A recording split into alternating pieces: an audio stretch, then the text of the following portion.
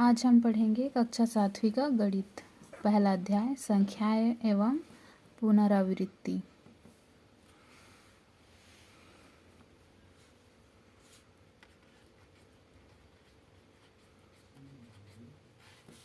अध्याय 1 संख्याएं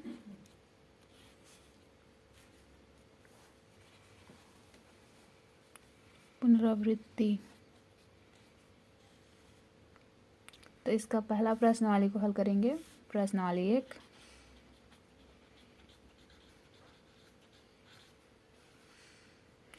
प्रश्नावली 1 में खाली स्थान दिया है, उसको हल करेंगे। तो उसका पहला है खाली स्थान में -2 गुणित 9 खाली स्थान -3 गुणित 9। इसमें छोटा है, बड़ा है या बराबर है उसको बताना है। तो इसको हल करेंगे पहला क्वेश्चन को। तो यहाँ पर हो जाएगा -2 गुणित 9। तो इसको गुणा करेंगे। सबसे पहले हम कोष्ठक को हटाएंगे। तो यहाँ पर आ जाएगा -2 गुणित 9, फिर 9 दूनी 18। तो यहाँ पर आ गया -18। उसके बाद इस साइड को भी हल करेंगे, राइट हैंड साइड को भी हल कर लेंगे। तो इसमें से भी कोष्ठक को हटाएंगे, यहाँ पर खाली स्थान लगा देते हैं। तो ये हो जाएगा -3 गुणित 9, 9 तिया 27, और इसके आगे में भी माइनस रहेगा। तो हमें बताना है कि दोनों में से छोटा है या बड़ा है, क्या है उसको हमें इसमें बताना है। तो इसमें -18 और -27 है। तो इसमें -27 जो है वो -18 से छोटा है। तो यहाँ पर चिन्ह हो जाएगा -18 से छोटा है -27। ये जो मुंह जिसके तरफ खुला रहता है वो बड़ा होता है। तो -18 -27 से बड़ा है। दूसरा को बनाएंगे। 3 गुणित -5 गुणित -2, और यहाँ पर है खाली स्थान -5 गुणित 6। तो अब इसको हल करेंगे। तो कोष्ठक को पहले हटा लेंगे। तो यहाँ पर आ जाएगा 3 गुणित -5 गुणित -2। इसको हल करेंगे तो 3 पंचे 15 और 15 दूनी 30। तो सबसे पहले 3 पंचे 15 करेंगे। तो यहाँ पर आएगा -15 गुणित यहाँ पर -2। तो ये हो जाएगा 15 दूनी 30। और माइनस का गुणा हमेशा प्लस होता है, तो इसका चिन्ह जो है वो बदल जाएगा, प्लस में आ जाएगा। तो ये आ गया 30। इसको खाली स्थान रख देंगे। इस साइड को भी हल करेंगे। तो कोष्ठक को हटा लेंगे। तो -5 गुणित 6, ये हो जाएगा 5 छक्के 30 -30। तो -30 और 30 में कौन छोटा है कौन बड़ा है, इसको हम लिखेंगे 30 बड़ा है -30 से। हमेशा माइनस छोटा रहता है और प्लस बड़ा रहता है। तो -30 + 30 से छोटा है। और ये मुँह किस साइड में खुला है, ये +30 के साइड में, मतलब कि +30 -30 से बड़ा है। ठीक है। और हम 1-2 को देखेंगे बनाकर। तीसरा को बनाएंगे। 4 गुणित 9 खाली स्थान -2 गुणित 9 गुणित -2 है। तो इसको हल करेंगे तो 4 9 36 हो जाएगा, और एक खाली स्थान रहेगा। और इसमें का कोष्ठक को हटा देंगे। तो -2 गुणित 9 गुणित -2। इसको हम इस साइड से हल करेंगे। तो 9 दूनी 18, यहाँ पर आ गया -18 गुणित -2। फिर ये आपस में गुणा हो जाएगा। तो माइनस और माइनस का प्लस हो जाएगा, और 18 दूनी 36। तो 36 और 36 क्या है, दोनों बराबर है। तो इसका चिन्ह बराबर लगेगा, 36 बराबर 36। ठीक है। और चौथा और पांचवा को आप लोग बनाइए।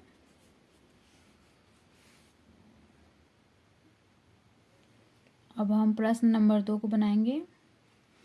तो प्रश्न नंबर 2 में हमें गुणनफल ज्ञात करना है। तो उसमें कुछ क्वेश्चन दिया है। प्रश्न नंबर 2 गुणनफल। तो हम गुणनफल निकालना सीखेंगे, ठीक है। तो इसका पहला क्वेश्चन है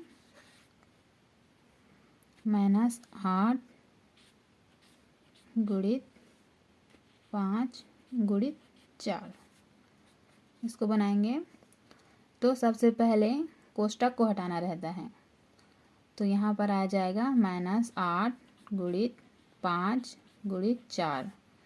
तो हो जाएगा 8 पंछे 40 -40 गुणित 4।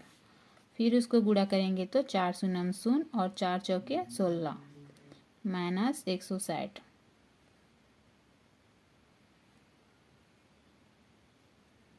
ठीक है, इसका आंसर आया -160। ये आंसर है। इसके दूसरा क्वेश्चन को बनाएंगे। -9 कोष्टक में है गुणित 0 गुणित -2। इसको हल करेंगे। तो पहले कोष्टक को हटा लेंगे। -9 गुणित 0 गुणित -2। तो 0 के साथ किसी भी संख्या को गुणा करते हैं तो वो 0 ही हो जाता है। तो यहाँ पर 0 गुणित -2।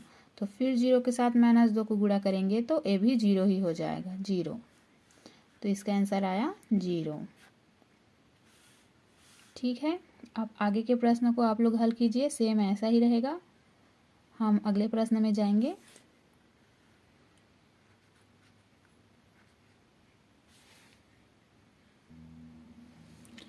प्रश्न नंबर 3 को देखेंगे। तो प्रश्न नंबर 3 में भागफल ज्ञात करने के बारे में बोला गया है। भागफल ज्ञात करना है।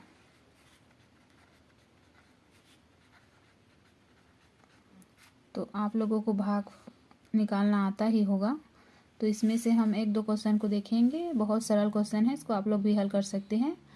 कोशिश कीजिए, आप लोग प्रैक्टिस कीजिए इसको और हल कीजिए। हम इसमें से 1-2 क्वेश्चन को देखेंगे। तो पहला क्वेश्चन को देखेंगे।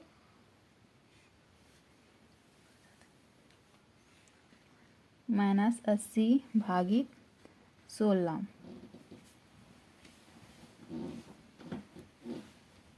इसको भाग देंगे तो 16 रहेगा बाहर में और 80 रहेगा अंदर में।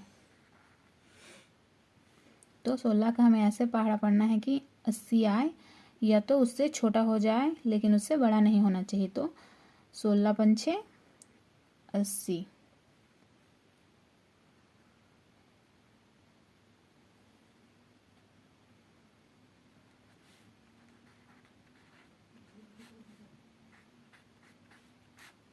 इसका आंसर आया -5। ऐसे ही है, छोटा छोटा है क्वेश्चन। आप लोग हल कीजिए, आप लोगों से बन जाएगा। और अगर समझ में नहीं आता है, नहीं बनता है, तो आप लोग कमेंट कीजिए। मैं इसका उत्तर बनाकर आप लोगों को बताऊंगी। अब प्रश्न नंबर 4 को देखेंगे। तो प्रश्न नंबर 4 भी प्रश्न नंबर 1 के समान ही है। खाली स्थान है और छोटा बड़ा या बराबर चिन्ह को बताना है इसमें खाली स्थान में। तो इसको आप लोग बनाइए। सेम पहला क्वेश्चन जैसा ही है। हम प्रश्न नंबर 5 को देखेंगे। प्रश्न नंबर 5 में हमें भिन्नों को हल करना सीखना है, सरलता रूप बनाना है उसका। प्रश्न नंबर 5।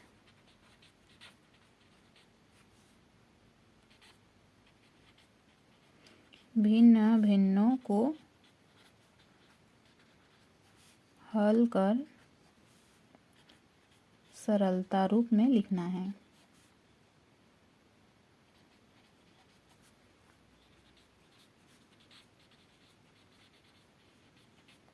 ठीक है, तो इसका पहला क्वेश्चन देखेंगे कि कैसे सरल रूप में लिखते हैं भिन्न को। इसका पहला है 1/2 गुणित 6/7। ठीक है, तो हम इसको कैसे सरल रूप में लिख सकते हैं। जब गुणा का चिन्ह रहता है, भिन्न को गुणा सीधा करते हैं। 1 का गुणा 6 से होगा और 2 का गुणा 7 से होगा, सीधा सीधा गुणा होता है। तो इसको गुणा करेंगे तो यहाँ पर आएगा 1 छक्का 6 और 7 दूनी 14। तो यहाँ पर आ गया 6/14। तो अब इसको हम और हल कर सकते हैं, इसको कटा सकते हैं। तो ये हो जाएगा 2 तिया 6 और 2 सत्ते 14। तो यहाँ पर इसका सरल रूप है 3/7। ये इसका आंसर है। मतलब इसको हमें कटाना है, ठीक है, इसको छोटा करना है, भाग देना है। अगर आपको कटाना नहीं आता है तो आप इसको भाग भी दे सकते हो, लेकिन भाग देने से दशमलव में भी आ जाता है आंसर। तो हमें दशमलव में नहीं लाना है, हमें बटे में ही लाना है। तो हमें कटाना है। तो कटाने का ये नियम होता है कि जिस संख्या से हम ऊपर को कटा रहे हैं उसी से हमें नीचे को भी कटाना है, फिर इसका आंसर आ जाएगा। ठीक है, दूसरा क्वेश्चन को देखते हैं।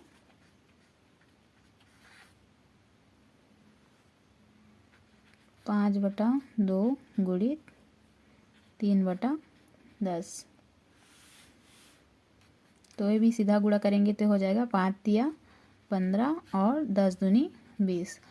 तो हमें इसमें कटाने से पहले देखना रहता है कि ऐसा किस का हम पहाड़ा पढ़े कि 15 भी कट जाए और 20 भी कट जाए, मतलब उसमें 15 भी आना चाहिए और 20 भी आना चाहिए। तो हम इसको करेंगे, अगर हम 2 से करते हैं तो 2 में 15 नहीं आता है, 20 तो आ जाएगा लेकिन 15 नहीं आएगा। इसीलिए हम इसको अगर 3 से भी करके देखते हैं तो 3 में 15 आएगा लेकिन 20 नहीं आएगा। तो वो संख्या है 5। अगर हम 5 से करते हैं तो 5 तिया 15 आएगा और 5 चौक 20 आएगा।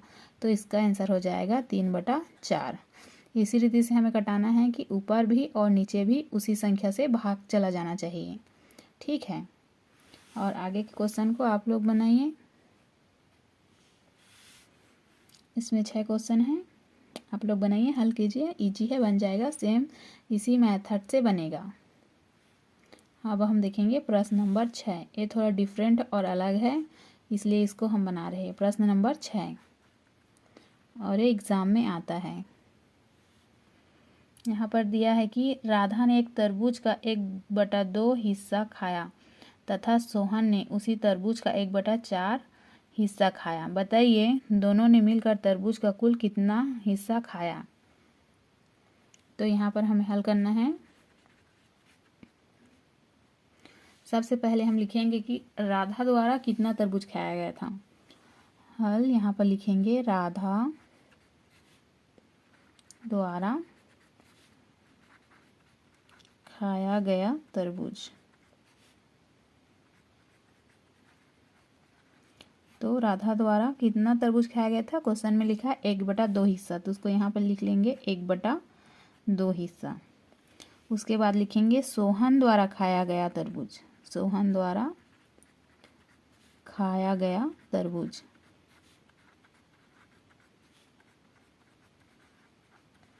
तो सोहन के द्वारा 1/4 हिस्सा खाया गया। तो अब दोनों को जोड़ेंगे कि दोनों के द्वारा कितना तरबूज खाया गया है। तो यहाँ पे हम करेंगे 1/2 प्लस 1/4। ठीक है, इतना तक समझ में आया। अब इससे आगे हम बनाएंगे। तो हम बटा को कैसे जोड़ते हैं, बटा को जोड़ने से पहले उनके हरों का लसा निकालना पड़ता है, मतलब लघुत्तम समाप्य वर्तक निकालना पड़ता है। तो 2 और 4 का लघुत्तम निकालेंगे तो 4 ही आएगा। जब सम संख्याओं का लघुत्तम निकलता है तो जो बड़ा संख्या रहता है वही आता है। ठीक है, तो इसका लघुत्तम 4 आएगा। इसको हम करके दिखा सकते हैं। हर 2 है और 4 है, तो यहाँ पर लिखेंगे 2 और 4 और इसका लघुत्तम निकालेंगे तो 2 से जाएगा 2 एकम 2 और 2 दूने 4, फिर 2 से जाएगा 1 का 1 और 2 एकम 2। तो इसका लघुत्तम कितना आया, 2 × 2 बराबर 4। हमारा लघुत्तम आया है 4, तो उसको यहाँ पर लिख लेंगे दोनों का लघुत्तम 4। अब इस 4 को हर के साथ में भाग देना होता है, तो इसको यहाँ पे करेंगे, 4 को अंदर में कर देंगे और 2 को बाहर में, तो 2 दूने 4। तो यहाँ पर क्या आया, 2 आया है, तो 2 को यहाँ पे रखेंगे। 2 गुणित, अब उसके जो अंश में रहता है उसके साथ में गुणा होता है, तो अंश में क्या है 1 है, फिर प्लस। वैसे ही अब इसके साथ भी करेंगे, 4 को 4 से भाग देंगे तो 4 एकम 4, यहाँ पर आ गया 1, तो 1 गुणित और उसके अंश में जो है उसके साथ में गुणा होगा, तो अंश में क्या है, 1 है, तो 1 के साथ में गुणा होगा। तो यहाँ पर आ जाएगा 2 एकम 2 प्लस का प्लस और 1 एकम 1 पूरे का बटा 4, तो 2 और 1 3। यहाँ पर कितना आया, 3/4।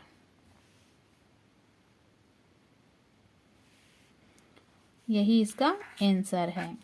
दोनों के द्वारा 3/4 हिस्सा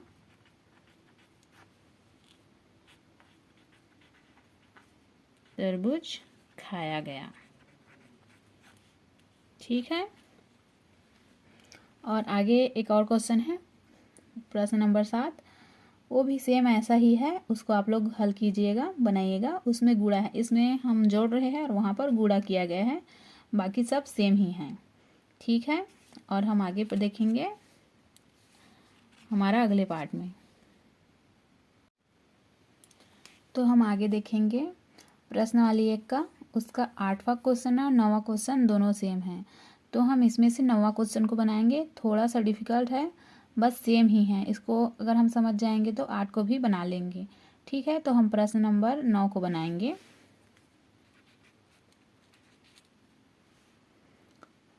प्रश्न नंबर 9 में है, एक व्यापारी के पास कुल संपत्ति 60,000 थी। उसने अपनी संपत्ति भाग अपनी पत्नी को तथा शेष का 1/2 भाग अपने बेटे को तथा 1/2 भाग अपनी बेटी को प्रत्येक प्राप्त राशि ज्ञात कीजिए। ठीक है, तो इस क्वेश्चन को हम हल करेंगे। हल सबसे पहले लिखेंगे कि व्यापारी के पास कुल कितना संपत्ति था। ठीक है, तो क्वेश्चन में दिया है कि व्यापारी के पास कुल 60,000 संपत्ति था। ठीक है, तो यहाँ पे लिखेंगे व्यापारी के पास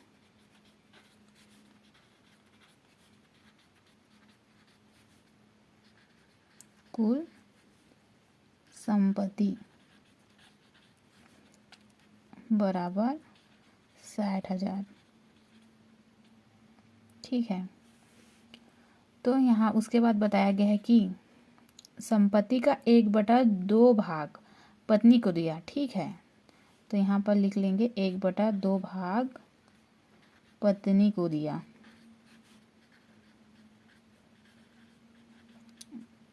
मतलब यहाँ पर हो जाएगा 60,000 गुणित 1/2, मतलब उसका आधा हिस्सा।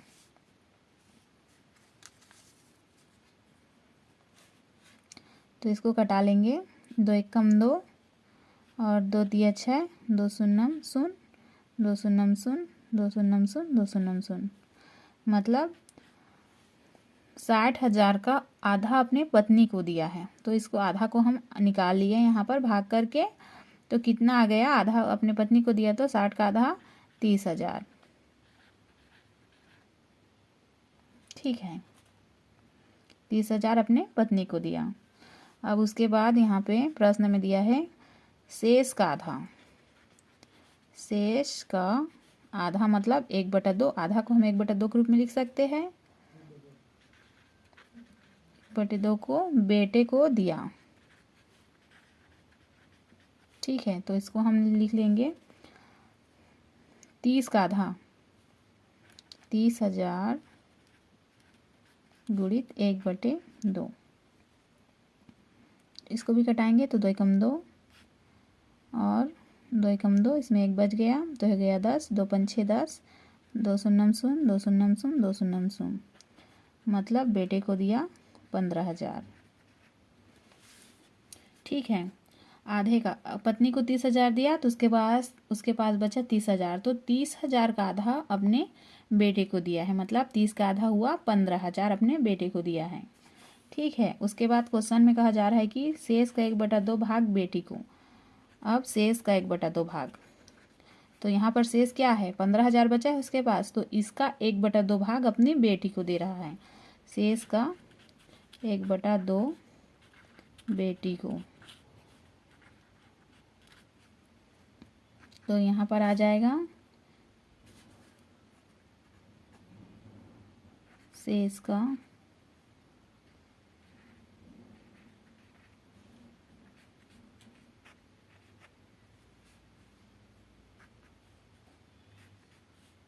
सेम वैसे ही यहाँ पर 15,000 आएगा।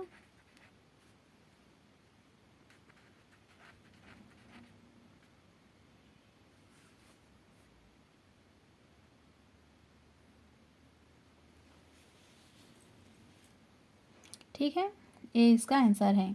सबसे पहला है पत्नी को देगा 60,000, पत्नी को देगा 60,000 का आधा 30,000। उसके बाद अपने बेटे को देगा शेष का आधा, मतलब उसके पास 30,000 बचा है तो उसका आधा हुआ 15,000, 15,000 बेटे को दिया। उसके बाद लिखा गया है कि शेष का 1/2, तो शेष क्या था, उसके पास 30,000 बचा था। 30 को पत्नी के देने के बाद 30,000 बचा है उसके पास, तो 30,000 का फिर उसके आधा उसके बेटी को देगा, तो फिर से उसको कितना देगा वो 15,000, मतलब उसके बेटे और बेटी को 15,000 देगा। यही इसका आंसर है। तो इसी प्रकार से 8वां क्वेश्चन भी है, आप लोग उसको बनाइएगा। अगर नहीं बनता है तो आप लोग कमेंट कीजिएगा, मैं उसको बताऊंगी।